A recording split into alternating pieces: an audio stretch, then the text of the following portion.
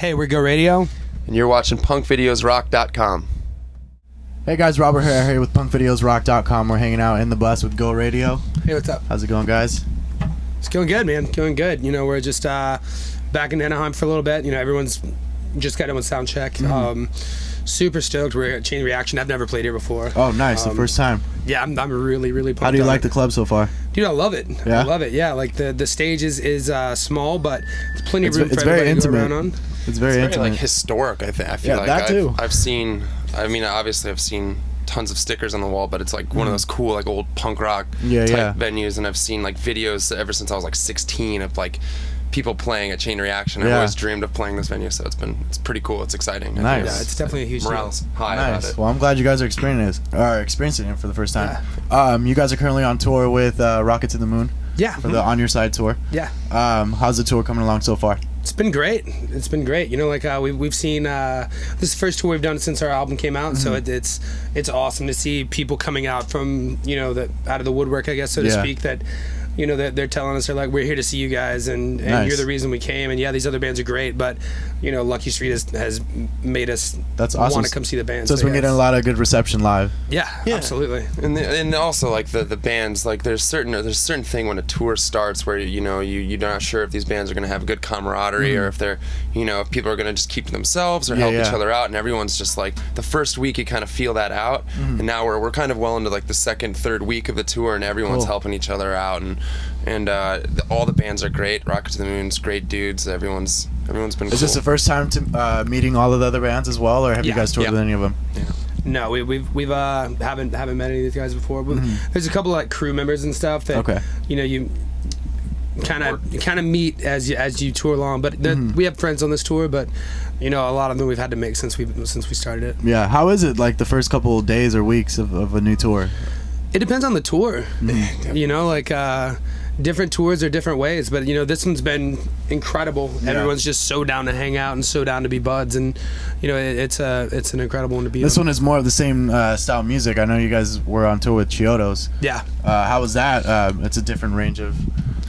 It was definitely different. Totally, it's hard to even compare the two tours, but that tour was tons of fun. Yeah. I mean, it's interesting because we have done some tours where we've kind of crossed genres. We did that like a year ago. We did that tour with Day to Remember and August Burns Red, and then to do the Chiodos tour, it was almost like doing that a Day to Remember tour helped us kind of feel a little bit more comfortable playing in front of those heavier kids. But it's cool because those kids would never have gotten to see our band or listen to our band had we not been thrown in front of them. Yeah. And we made some cool friends on that tour. Did you find it hard to get their attention at first, or was it just a breeze kind of show? We've kind of like recently, especially, we've stopped trying to be like this hype band. You know, so the kids' reactions is largely in part based on our reactions. Okay. You know, we figured out that, you know, if we go out and we're having fun and we're having a great time and we're playing music that we love, then most of the people are going to see that and they're going to react to that and they're going to have a good time. And you know, it's really good to figure that out. You guys feed off of each other. That's awesome. Going back to the release of Lucky Street, can you let us know about the record? The record is you know, something that we're all super proud of. It's been a journey, I guess you'd say. You know, like we spent a long time writing it and a long time recording it, and it's been something that we've all been looking forward to. But you know, it really says a lot about the band. I think it says a lot about what we go through and what we've been through, and you know, what we hope for, and you know, I think it says a lot about that. Okay. And where we're going, you know, and definitely it's kind of like, I've said it before, but it's like our baby, you know, and we put a lot of heart, and it was a lot of hard work, good times, bad times, and everything in between, and now that it's finally out, and we're doing those first few shows, and people are coming out to the shows singing along, singing the words. Amazing. It's really a dream come true, I think, for a lot of us. Nice. And I noticed there was a wide range of topics on it. You didn't stick to one specific one. So why did you do that different from other records where, you know, they'll stick to one? We did that on purpose. Concept. You know, like we all sat around and talked about it, and it's like there's so many bands that are out there going like, I want to sing about girls. Yeah. You know, like I only want to sing about girls, and that's all I'm going to sing about. Yeah, and it's good to finally hear something different, you know. Yeah, you know, it's something that we've all wanted in music. Like there's so many other things out there that are just as important or more important, you know, and they get kind of thrown by the wayside because they're not quite as dramatic at times. Exactly. But, you know, like we talked about, you know, life and death and faith and not having faith and questioning your faith if you have it. And, you know, there's so many things that were. To be honest with you, I'm sorry. To be honest with you, I feel like this record, well, this style of record is more personal than, you know, how we were talking about. Everybody just talks about girls or relationships. Well, the girls are the safe thing to write about, you know, like, and those songs are on here too. Yeah, you know, we all love girls. Yeah.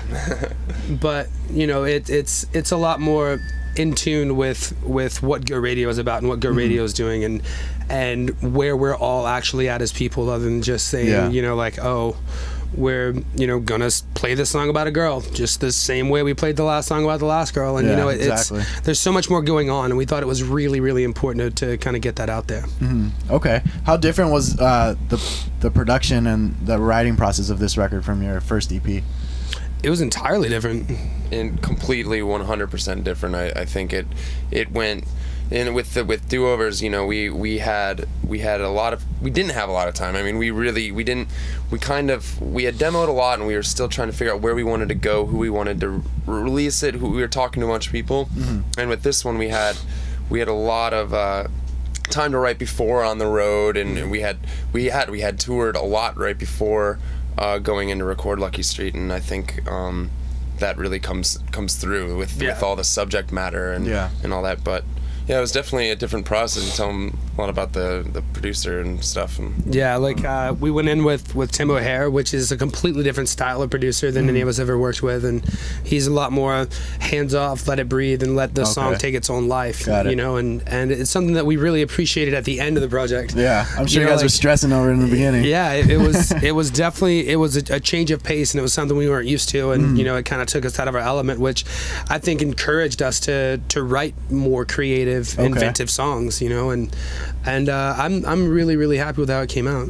Nice. Well, I'm glad, you know, the record sounds really good. Thank you. And you know, it just came out, so I'm pretty sure the reception's going even crazier with this tour. Yeah, we're so stoked on it. You guys have a headlining tour coming up after this tour as well, right?